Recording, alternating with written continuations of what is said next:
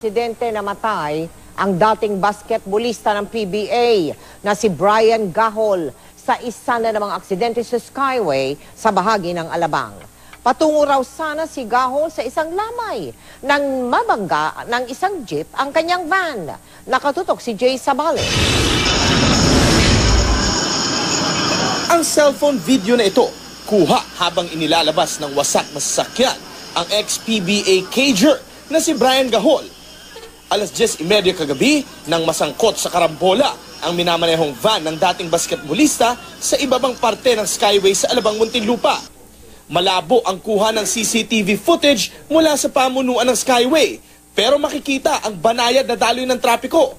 Maya-maya pa, tumagilid na ang isang delivery jeep. Dahilan kung bakit naaksidente ang sinasakyang van ni Gahol.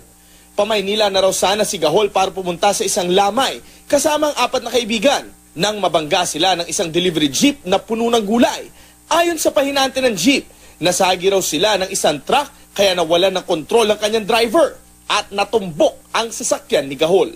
Sabi nga nung driver na kuwan ho siya sa truck, nagsagian sila. Siyempre makuan po yung truck, kumaliwa po kaya nasagasaan po yung...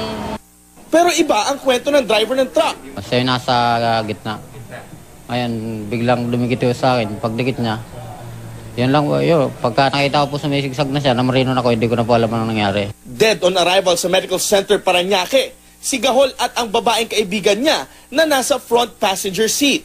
Hindi naman nasugatan ang 3 pa nilang kasamahan